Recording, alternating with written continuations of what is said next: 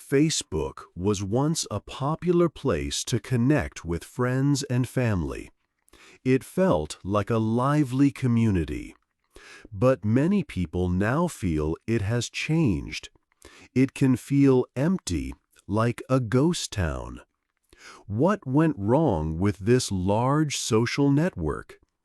When people open Facebook today, they often see many ads for mobile games. They might also see photos from strangers.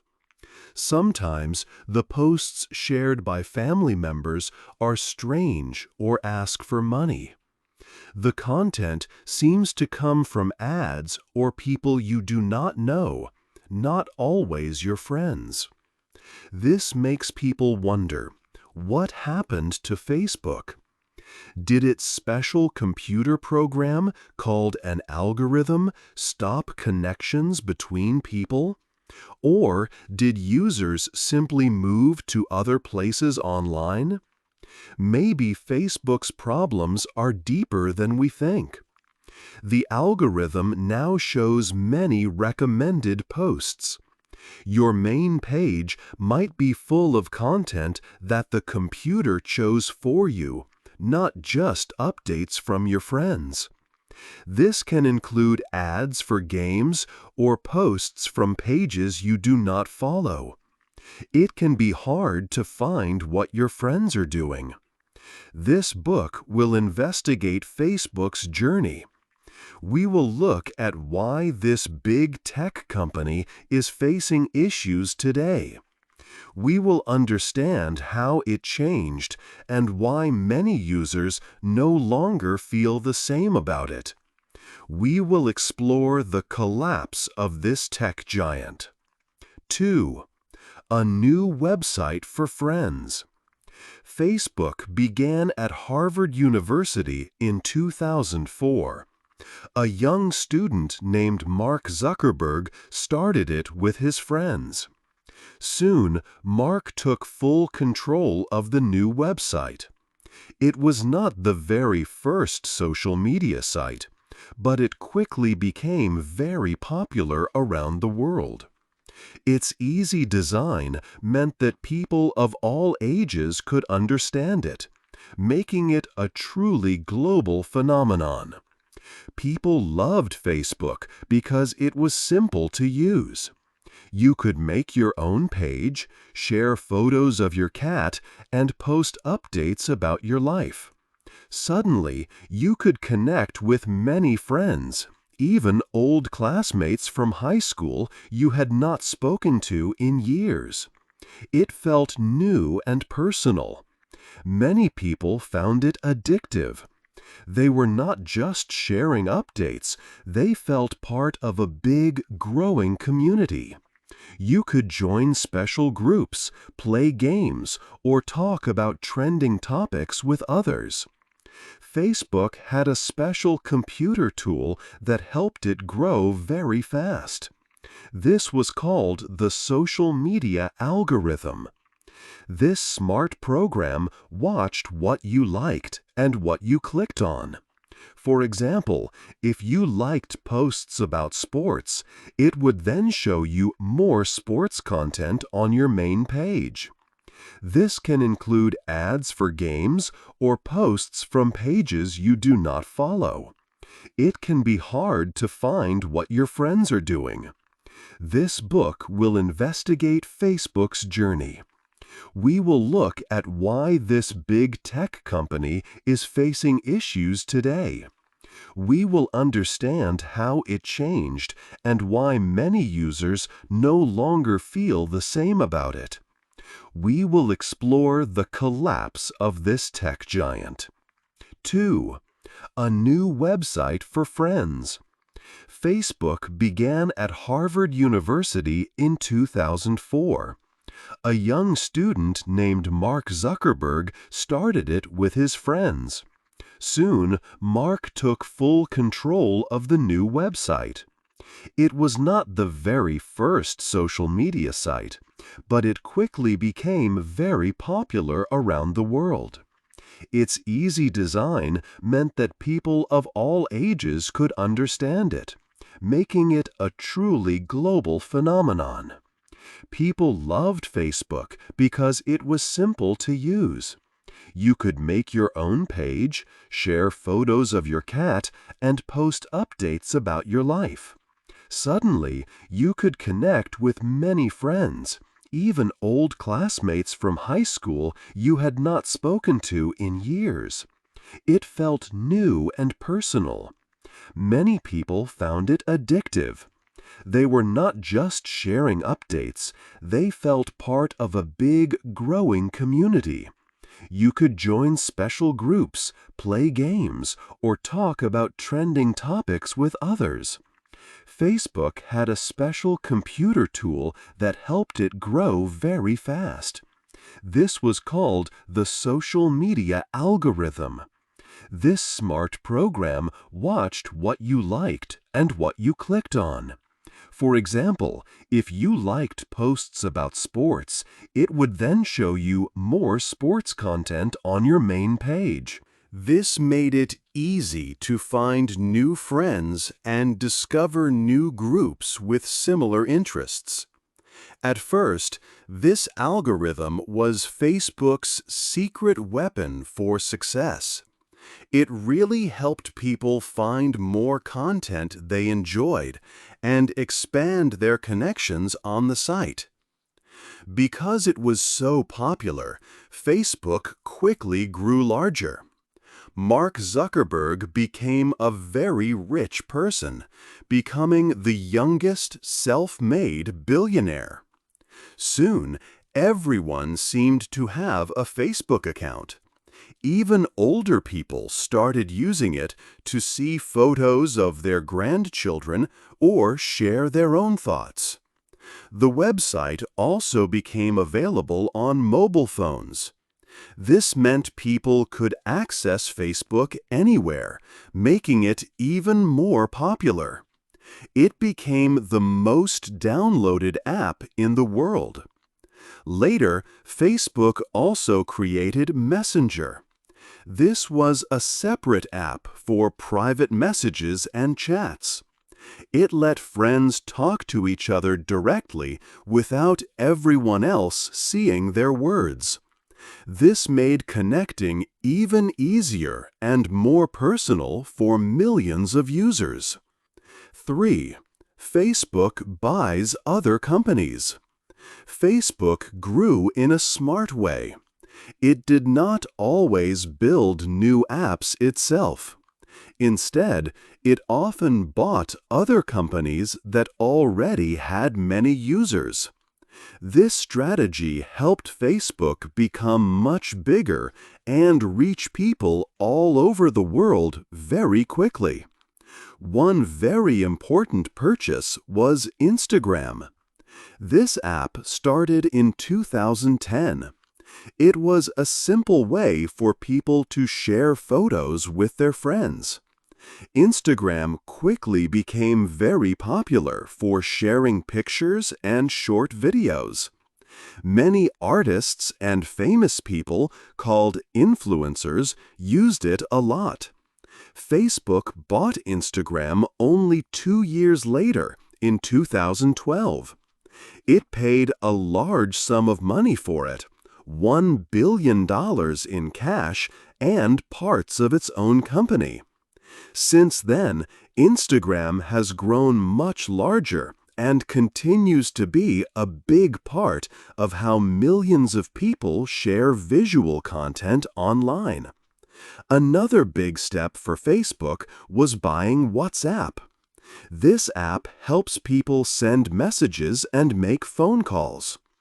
WhatsApp was special because it let people talk to others around the world without paying extra for long-distance calls. This was very helpful for families with members living in different countries. Facebook bought WhatsApp in 2014. This acquisition brought even more users into Facebook's family of applications and made its global reach much stronger. WhatsApp quickly became a key part of the company's services. Later, in 2023, Facebook launched a new app called Threads. This app was made to compete with another popular service, Twitter, which later changed its name to X.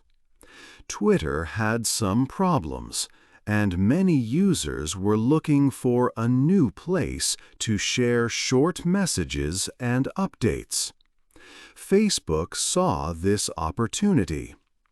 Threads did not become popular right away, but it has been growing steadily.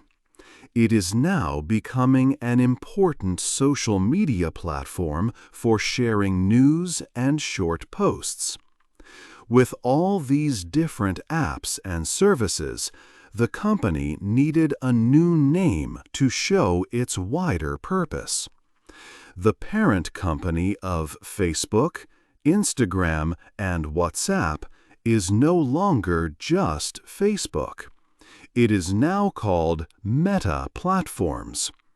This big change happened to show that the company is about more than just one social network. Meta Platforms is one of the 5 biggest technology companies in America. It first offered its shares to the public in 2012 and has been very successful for more than 10 years. Mark Zuckerberg, who started Facebook, still leads Meta Platforms today. 4.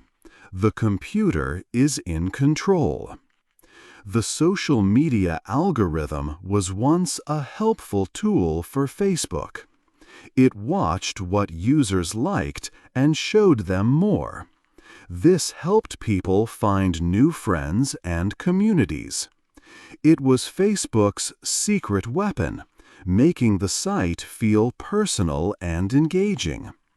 But over time, many people felt the algorithm changed. It started to feel less like a guide and more like it controlled everything users saw. Today, when users open Facebook, their main page is often full of recommended posts. These posts are not from friends or groups they follow. Instead, the computer's algorithm suggests them. Users might see many political discussions, popular meme pages, or constant advertisements for games. This means finding updates from real friends has become difficult. People often need to search for friends' names and visit their personal pages. This takes extra time, making the main page less useful for daily connection. It is no longer just about what friends shared. It is about what the computer thinks you should see. Another new problem is fake images made by artificial intelligence, or AI. Facebook has many pages that share these AI-generated pictures. They are made to look real enough to grab attention and trick users. For example, some show an old lady celebrating a very old birthday. Others might show a sad soldier. These images are often posted automatically with the same text, sometimes with strange, meaningless words. The main goal is to get many likes and comments, even though the pictures are clearly not real. Many users, especially older people, are more likely to believe these fake posts. Facebook has many older users who like to share photos of their grandchildren and share opinions. These users sometimes do not recognize AI images as fake. They might genuinely think the old lady is real and wish her a happy birthday. This shows how the algorithm with fake content can easily mislead users. It also seems that many new accounts on Facebook are not real people. They are bots. This means that sometimes robots are talking to other robots on the platform. This creates a lot of activity, but it is not true human interaction. This makes the platform feel less like a true community. The constant recommended content, fake images, and bot interactions have made Facebook a confusing place where a computer often controls what you see. 5. The problem with ads. Facebook makes almost all its money from advertisements. More than 97% of the money for Meta Platforms, Facebook's parent company, comes from showing ads. This means that many businesses, big and small, can pay Facebook to display their products or services. However, there is a big issue with some of these ads. Users often see misleading mobile game ads. For example, an ad might show a brave knight fighting epic battles or saving a princess. It looks like an exciting adventure game. But when a user clicks to play, the game is completely different. It might be a simple puzzle game where you match 3 items, or a game with no real story. These are called bait and switch ads. They trick people into clicking by showing something that is not true. Small game developers often use these ads. They pay Facebook to target users, showing them fake trailers for games that are just made to get money. These advertisements appear very often and can be quite loud. Sometimes, an ad plays after almost every post you scroll past. This makes using Facebook a frustrating experience. People log in to see updates from friends or interesting content, but their main page is filled with these constant and often annoying ads. Because of this, many users start to lose trust in Facebook. They begin to feel that the platform is built for advertisers, not for the people who use it every day. This causes users to spend less time on the site.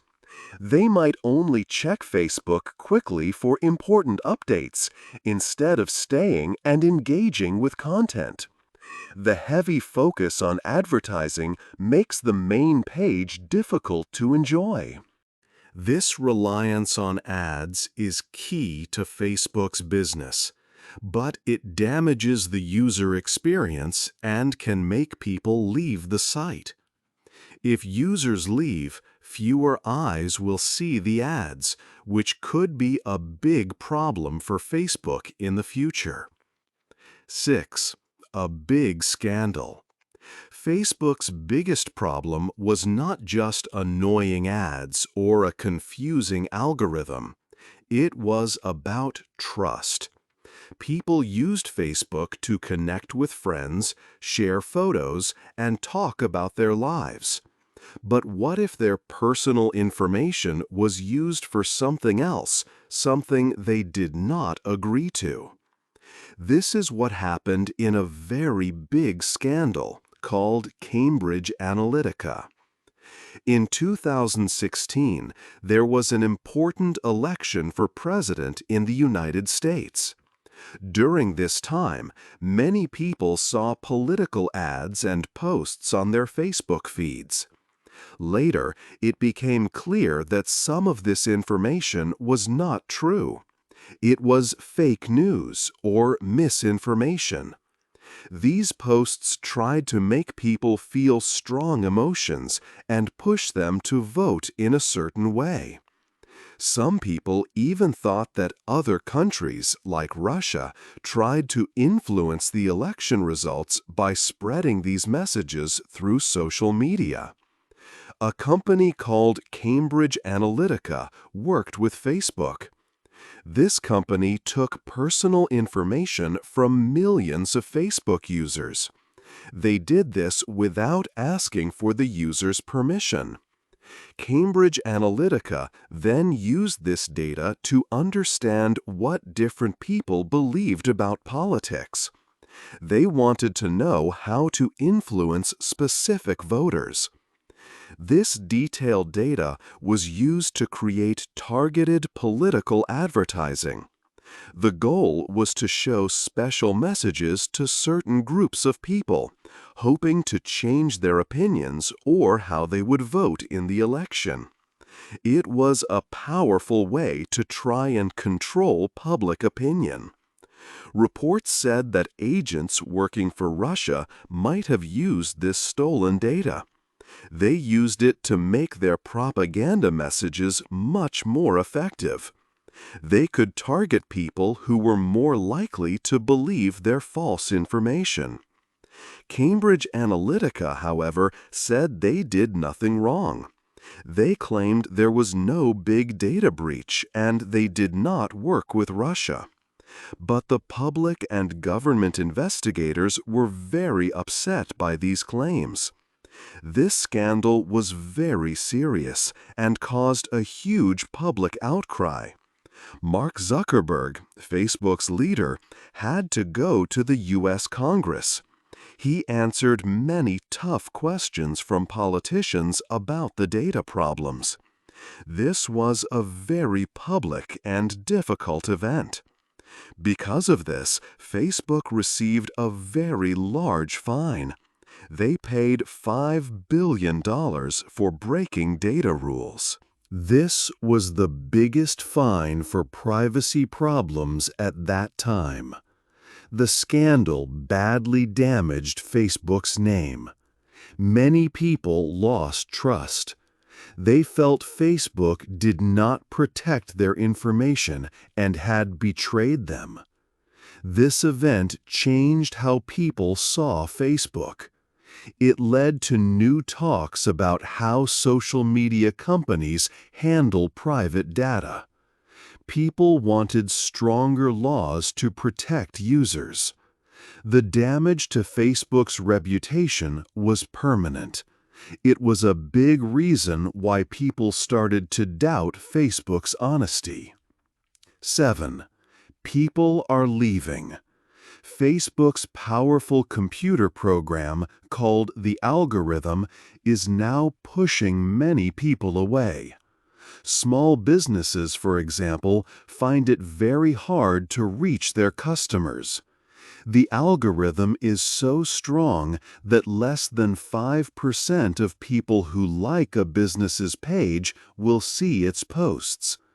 To show their updates, businesses often have to pay money for advertisements. This can become very expensive. The algorithm prefers big companies that pay more, which means smaller businesses often get lost. The constant changes in the algorithm also make it hard for businesses to know what works. More and more, people are finding other places to spend their time online. Facebook now has many competitors, not just its own apps like Instagram and Threads. Other popular sites include Reddit, X, formerly Twitter, Blue Sky, and Tumblr. These platforms offer different ways for people to connect and share. Reddit, for example, is popular for its many special interest groups and text-based discussions, allowing users to dive deep into topics they care about. X allows users to see only the content they subscribed to in order. Because of these other choices, many people use Facebook less and less, often just checking notifications or old messages. Younger people are also leaving Facebook. They do not think the site is cool anymore. When Facebook first started, many teens and college students used it. It was the place to be. But now, it is often seen as a place for older family members, like grandparents. Young users find the site too full of advertisements and recommended content, making it hard to see what their friends are doing. They are spending less time there, or they are removing their accounts completely, looking for more exciting places online. There is also a big discussion about children and social media. Facebook says users must be 13 years old to join, but many people believe this age limit is not safe enough. Some countries are taking action.